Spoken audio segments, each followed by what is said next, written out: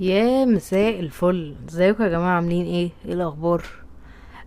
حلقة النهاردة كانت المفروض تبقى حلقة تانية اصلا، وانا فعلا نزلت بوستر اساسا بتاع حلقة تانية، وبعد كده رجعت قلت لا فيكس. يعني كنت هتكلم النهاردة عن حلقة تانية خالص، كان هيبقى اسمها نوستالجيا، وكنت هتكلم فيها عن الحنين للماضي، او ان احنا ساعات بنبقى آم، اقولها ازاي، محشورين محشورين في الماضي، مش عارفين نخرج منه. وبنبقى دايما موجوعين بسبب ان احنا مرتبطين بالماضي قوي. بس انا حسيت انه لا، مش قادرة اتكلم عن الموضوع ده دلوقتي، لانه في حاجة اهم خبطت في دماغي، الا وهو موضوع النهاردة. موضوع النهاردة مهم، فقعدت كده ابحث وادور هل الموضوع ده حاجة فعلا حقيقية ولا ده اي كلام في الهوا. طلع فعلا حاجة حقيقية وليها دراسات وليها حاجات. فقلت اجي اتكلم معاكم فيه. عارفين الاحساس اللي بيجي فجأة، يخليك انت بقى تحس ان انت فاهم نفسك، بس في الحقيقة انت اكتر حد مخدوع في نفسك. هو احساس وحش قوي، يعني هو احساس لما بتبص وراه ممكن تلاقيه مبني على الهوا، بس هو حقيقي وهو حاجة موجودة. احنا النهاردة هنتكلم عن الاحاسيس الكاذبة، ليه بنعيشها، ليه بنصدقها، وايه اللي جوه دماغك بيتلخبط وبيخليك تحب حد مش عشان هو، بس عشان حاجة تانية خالص. بس كده.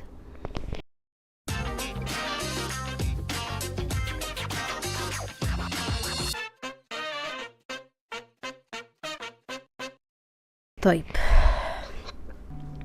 اوقات احنا بنتلخبط، يعني دماغنا بنتلخبط في الشخص اللي احنا ممكن نحبه.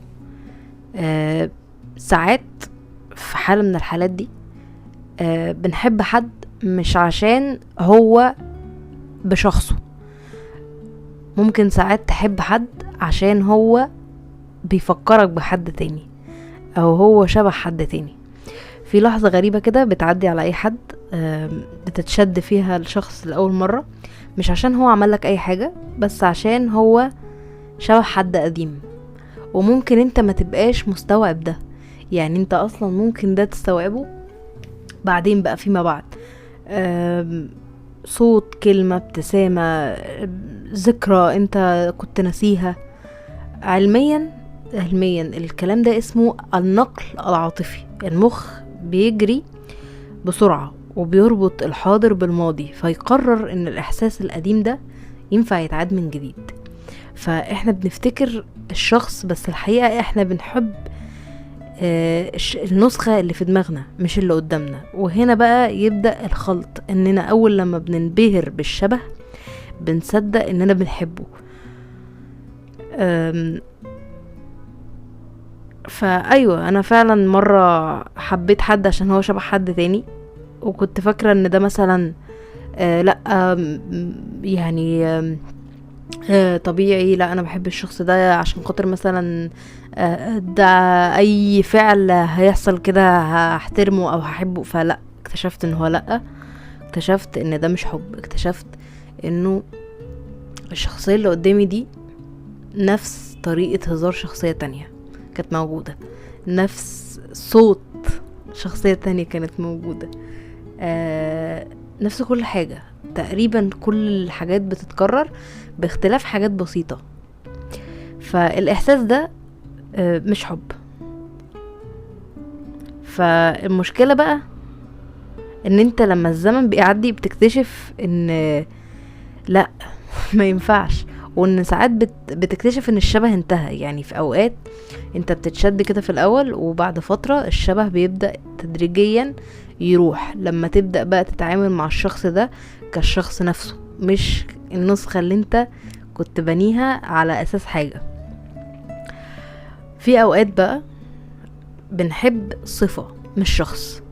في ناس اقولها ازاي، يعني هي جملة تقيلة. ماشي، في ناس احنا بنحبها لان هي بتملى فينا نقص، مش لان هي مناسبة لينا. مثلا واحدة ممكن تحب حد عشان هادي، بس ده عشان خاطر هي طول عمرها عاشت في دوشة. حد يحب حد عشان هو حنين، بس ممكن يكون مش عشان هو حنين، بس انت اللي عمرك ما اطمنت. ممكن تحب حد عشان هو بيسمع، بس عشان انت ما لقيتش كلام قبل كده تقوله، يعني او مثلا ما لقيتش فرصة تقول الكلام اللي جواك فيه. فلما الصفة دي بتقل الاحساس بيقل، وده مش شيء وحش، بس احنا لازم نفهم ان احنا ساعات بنجري ورا الاحساس اللي بيديهولنا الشخص اللي قدامنا، وبنفتكر ان ده حب، وهو مش حب ولا حاجة. انت بتسعى للصفة مش بتسعى للشخص. فانت هنا لو وقفت دقيقة كده، هل الشخص اللي قدامي ده انا فعلا بحبه، ولا انا بحب نفسي وانا حواليه؟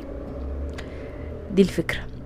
فاغلب العلاقات اللي بتخلص بسرعة بتكون كده، هو احتياج اتغطى، فالمشاعر خلاص بقى في مشاعر، وده اسمه تعلق وظيفي.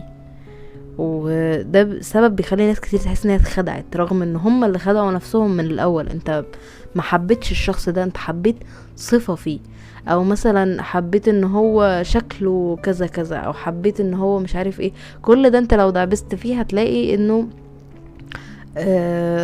ليه سبب. يعني انا قريت مثلا مرة انه مثلا البنت اللي بتدور دايما على حد شكله ملفت، ولد شكله ملفت يكون البارتنر بتاعها، ده لان هي عمرها ما كانت حد ملفت، فحتى تحس ان هي كسبت اي حاجة، كسبت لفت نظر في اي حاجة، عادي وبتحصل. ومش لازم طول الوقت يبقى كده، يعني مش لازم عشان خاطر مثلا في حد بيدور ان هو يبقى معاه بارتنر امور او حاجة يبقى خلاص بقى كده هو ما كانش بيلاقي اتنشن طول حياته، عشان برضو ايه ما نعممش. في بقى النوع الثالث اللي هو الحب المبني على الوهم مش على الشخص. في وقت معين وفي حالة نفسية معينة، اي كلمة حلوة ممكن تبقى مسبب لإحساس كبير جدا جدا جدا. حد يقول لي وحشتيني مثلا، في وقت انا محتاجة اسمع فيه كلمة كويسة فافتكر انه ده حب. حد ياخد باله مني شوية فافتكر ان الاهتمام ده هو الاهتمام اللي انا محتاجاه. ده مش حب، ده حاجة اسمها بالانجليزي انا مش عارفة انطقها ما علينا. هو ما علينا، يعني ان هو انبهار مبني على احتياج، او على حلم، او على توقع، او على حاجة جات لي في وقت وانا كنت في حالة نفسية هشة فافتكرت ان ده حب. وده السبب بيخلي ناس كتير اول لما تخرج من علاقة تقول ايه ده، انا ما كنتش بحبه اصلا. ايه ده، زي صاحبتي دي مثلا، ايه ده، انا اساسا عمري في حياتي ما حسيت مثلا ان انا لو هي غابت او حاجة مش هحس ان انا متضايقة. في حاجات كتير نفضل نقول عليها كده، وده لانه هم كانوا ملء فراغ في وقت من الاوقات وخلاص. لان الحب ده كان في دماغك مش على ارض الواقع. الحب الحقيقي محتاج وقت ومواقف وبنى، انما الاحساس اللي بيبان فجأة ويختفي فجأة ده وهم، حتى لو كان شكله حقيقي. فالوهم ساعات بيبقى اقوى من الحقيقة لاننا بنبقى عايزينه اكتر. ودي الفكرة، ان انت حبيت الفكرة ما حبيتش الشخص. في وقت من الاوقات بقى انت بتخلط التلاتة في بعض، بتخلط انه في الشخص ده كان بيحسسك احساس معين، والشخص ده لما بقى مش موجود انت بقيت في حالة نفسية معينة ايا كانت ايه هي. ممكن تكون مثلا هيأت نفسك انه خلاص انا مش هحب تاني، او انا مش هيكون عندي اصدقاء مقربين تاني ايا كان. يعني ايا كان سواء كفرنشيب او ريليشنشيب يعني، وانت خلاص استمت نفسك على الموضوع ده، وجي حد ده قرب منك، وبعد ما قرب منك لقيت ان هو بيديك بعض الصفات الكويسة اللي انت اكيد مش هتقول لها لا، مفيش حد بيلاقي صفة كويسة في حد يقول لها لا. وبعد ما تلاقيها تكتشف انه السيناريوهات بتعيد نفسها تاني. انا مثلا الشخص الفلاني بيتصرف نفس طريقة فلان اللي كان موجود ومشي، او اللي كان موجود وانا مشيت، ايا كان مش فارقة. هنا دي حاجة تالتة خالص، يعني ده بقى بعيدا بقى عن الحب المبني على الوهم او الحب المبني على مش عارف ايه، يعني بعيدا عن هو شبه فلان او مش شبه فلان. هو طبعا انا قلت لك ان ده وهم في دماغك، بس لو اتكرر نفس السيناريو بنفس كل حاجة، ممكن نبدأ نشك في طريقة حبنا احنا، ان احنا في بعض الاحيان ممكن تكون طريقة حبك هي اللي توكسيك. مش معنى كده ان هي وحشة، توكسيك ليك انت، يعني مش لازم تبقى توكسيك للشخص اللي قدامك، لا بالعكس، ممكن تكون انت شخص بتحب لدرجة ان انت بتخلي اللي قدامك يتنطط عليك. ممكن تكون انت شخص بيستحمل لدرجة اللي قدامك مثلا يحس انه مهما عمل انت مش هتمشي. فالحاجات دي كلها بتوصل للاخر انه انت بتحس ان انت بتجذب نوع معين من الناس، مع ان الغلط في اللي انت بتقدمه مش اللي انت بتنقيه. فدي حاجة تالتة خالص، دي ملهاش دعوة بقى بده بشبه ده او ده شبه ده، عشان في بعض الاحيان ناس بتتعامل على اساس حاجة معينة وترجع تقول اصلا انا مثلا التايب بتاعي الناس التوكسيك. لا، انت مش التايب بتاعك الناس التوكسيك ولا حاجة، انت بيبقى مثلا زي ما بيقولوا ايه انت بتدلع اللي قدامك زيادة عن اللزوم، او مثلا بتبوظه بمعنى اصح. فانت لما بتبوظ اللي قدامك بقى سوري في اللفظ بيتمرع عليك يعني. فخلاص انت مستني ما واحد عمال انا اديله على دماغه وهو تمام. ممكن تكون احيانا العيب من طريقة الحب، مش ان انت بتجذب نوع ناس معين في حياتك، لانه انا بؤمن ان مفيش ناس شبه بعضها، يعني مفيش حد لو شبه حد يبقى شبهه بنسبة 100%، اكيد في حاجة هيختلف فيها. طيب، رابع نقطة او خامس نقطة بشكل اصح، ليه ساعات احنا بنحس اننا مش قادرين نمشي رغم ان العقل عارف ومتأكد ان احنا في حالة احساس كذب. ودي من اكتر الاحاسيس اللي بتتكرر، يعني عقلك فاهم ان ده مش مكانك، بس قلبك واقف ومش قادر يتحرك. في تضارب ما بين العقل والقلب، وده مش حب برضو، ده اسمه تروما بوند. ايه التروما بوند دي بقى؟ دي علاقة بيبقى فيها وجع، بس فيها لحظات راحة صغيرة جدا. الشخص اللي قدامك ممكن يجرحك، بعدها يهديك بكلمة، يعمل لك ألم، بعدها يطبطب، المخ يتعلم، دايرة بقى دايرة، كل دي دايرة. فبدل ما يرفضها يدمنها. فإحساس ان انت مربوط ده مش وهم، ده نتيجة كيمياء في الدماغ. موضوع طلع كبير الموضوع طلع كبير جدا. عشان كده انت احيان كتير جدا بتقول مثلا انا مش عايز امشي زي ما مشيت مع فلان، يعني مع فلان انا مشيت من حياته، او فلان مشي من حياتي وانا ما تمسكتش بيه، انا مش عايز اعمل كده تاني. لا، انت مش عايز، مش فكرة انت مش عايز تعمل كده بمزاجك، انت للأسف بقيت مدمن لهذا النوع من التوكسيستي في حياتك، فمش عارف تتخلص منه. فبتقول مثلا انا بتمسك لغاية اخر لحظة، او انا بعمل اللي عليا، او انا بحاول ابقى اصيل، ايا كان ايه المبرر اللي انت بتحاول تطلعه لنفسك. للأسف ده مش حقيقي، وانت بقيت فعلا مدمن للتهزيء اللي انت عايش فيه. ناس والله العظيم. بس فالمخ هنا بيربطك بالامل مش بالواقع، بيربطك باللحظات الحلوة اللي كانت قليلة ولكنها مؤثرة بالنسبة لك انت. وده اللي بيخلي احد اكبر الكوارث في العلاقات هي لحظة حلوة واحدة تخليك تتمسك بعلاقة سنين.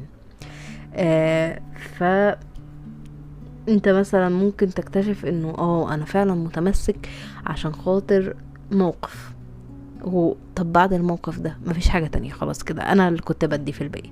فاللحظة دي هي القيود مش المحبة، ده هنا انت متأيد مش محبوب او بتحب. طيب، ليه ساعات الاحساس بتاعنا بيغلب الحقيقة او احنا ما بنصدقهوش؟ دي حاجة اسمها emotional reasoning. انت الاسباب بتاعتك بتبقى قوية قوي قوي قوي. احنا كبشر عموما بنصدق الاحساس اكتر من الواقع لانه اسرع، واوضح ومش محتاج مجهود. فكلمة مثلا انا حاسة ان هو لسه بيحبني رغم ان هو مبقاش موجود، حاسة ان في امل رغم ان كل حاجة بتقول العكس، حاسة ان دي علاقة هتنجح رغم ان الشخص اللي قدامي مش بيقدم اي حاجة تحسسني ان العلاقة دي هتنجح. المخ ساعات بيسهل علينا وبيخلينا نمشي ورا الاحساس عشان ما نوجعش نفسنا بالحقيقة. بس الحقيقة مش بتتغير، اللي بيتغير هو شعورك تجاهها. وفي لحظة ادراك انت بتسأل نفسك يا ترى انا كنت شايف ولا انا ما كنتش عايز اشوف. فالاحساس ساعات بيبقى وسيلة دفاع ولكنها مش الحقيقة. طيب احنا اصلا اساسا بقى ليه مخنا بيخلق احاسيس كاذبة؟ عشان احنا ناقصين حاجة ومش عارفين هي ايه، فبنسمي فبنسمي اول احساس ده الحب. انا انا بحبه شكلي كده، مش فاهم والله انا فاهم بس شكلي كده بحب. فهو اول احساس بيجيلنا من بعد الكونفيوجن اللي احنا مش عارفين احنا حاسين بايه، نقوم مسمينه حب على طول. اوقات لاننا خايفين من الوحدة فبنتعلق بأول حد يطبطب على الخوف ده، اوقات لاننا عندنا تعلق غير آمن فبنحتاج وجود ثابت حتى لو كان غلط، واوقات ان احنا الحنين للماضي بيخلينا نشوف الجديد بعين القديم. يعني من كتر ما الشيء القديم ده انا مش قادرة اسيبه او let go، مش قادرة اسيبه، مش قادرة اتخلى عن ان هو خلاص ما بقاش موجود، اقعد ادور عليه في حاجة جديدة واقول ده شبهه، بس هو مش شبهه ولا حاجة. لان احنا بشر وبنكره نحس ان احنا لوحدنا، فالمخ ساعات بيديك احساس كاذب عشان ما تواجهش حقيقة مرة اكتر. فالحقيقة احنا مش بنحب بسرعة، احنا بنتعلق بسرعة. ده يودينا لنقطة 7 9 ايا كانت. فازاي نعرف ان الاحساس ده كاذب؟ لو الاحساس بيظهر بسرعة وبيختفي بسرعة فده احساس كاذب. لو المشاعر مبنية على لحظة مش على اسلوب حياة ده احساس كاذب. لو بتدافع عن الشخص اكتر مما هو بيقدم ده احساس كاذب. لو عقلك بيقولك لا وانت لسه مصدق الاحساس فده برضو احساس كاذب. لو كل حاجة حلوة في دماغك بس مش على الواقع يبقى برضو هي ايه تاني؟ لو بتتخيل اكتر ما بتعيش اعتقد برضو ده بالنسبة لي احساس كاذب، لانه انا بقعد ابني في خيال ولكن على الواقع ده شخص تاني خالص غير اللي في خيالي. اعتقد لو الشخص ده انا بحبه فالشخص اللي انا هحبه هيكون زي ما انا كان نفسي بالظبط، مش حد ملهوش اي علاقة بالحاجات اللي كانت في دماغي او اللي انا كان نفسي اكون عايشة معاها ولا اي حد تاني خالص. واقعد بقى افضل لسه اتخيل مثلا فارس احلامي. طب ما المفروض انا معايا حد طب انت اجيب فارس احلام لينا احنا الاتنين ولا بس فالخلاصة ان مش كل احساس قوي حقيقي، وان مش كل وجع حب، وان مش كل تمسك قدر. في ناس كتير بنحبها مش عشان هم حلوين لينا لكن عشان هم جم في وقت احنا محتاجين حد نحبه. فالاحاسيس الكاذبة جزء من اننا بشر.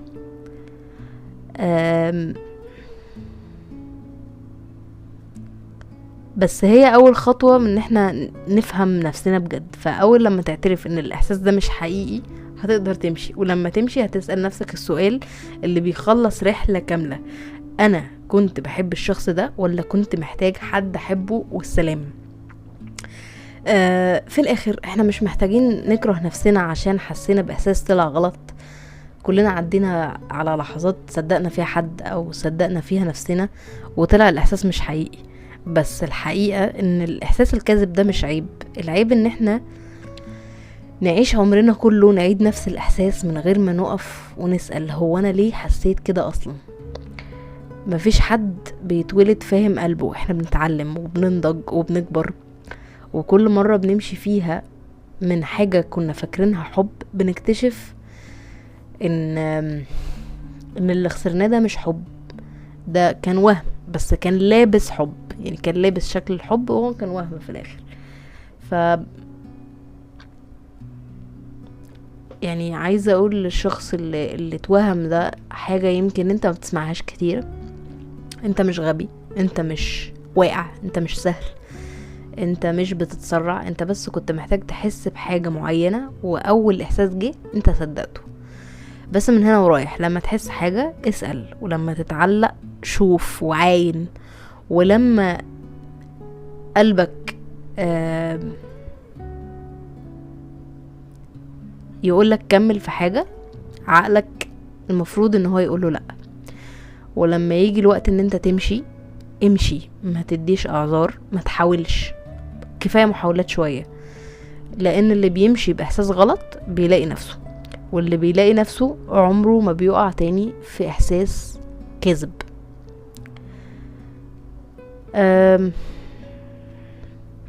بس في النهاية يعني انا بالنسبة لي عايزة اقولك ان اي حاجة مرت عليك ما كانتش صدفة، هو كان بيعلمك وكان بيعرفك ان قلبك محتاجك انت قبل ما يحتاج اي حد تاني، وانك لما تعيش مشاعر مش ليك عمرك ما هتلاقي راحة.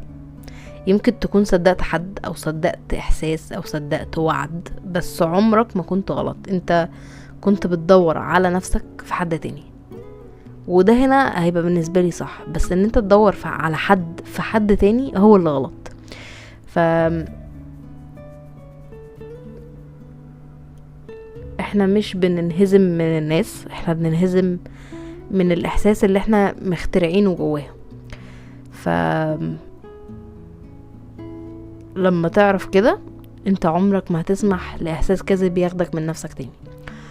بس ان شاء الله تكون حلقة عجبتكم، وان شاء الله اشوف بقى اي موضوع اتكلم فيه ال5 حلقات الجايين عشان زهقت، ونقفل بقى السيزون ده على خير. يلا باي باي.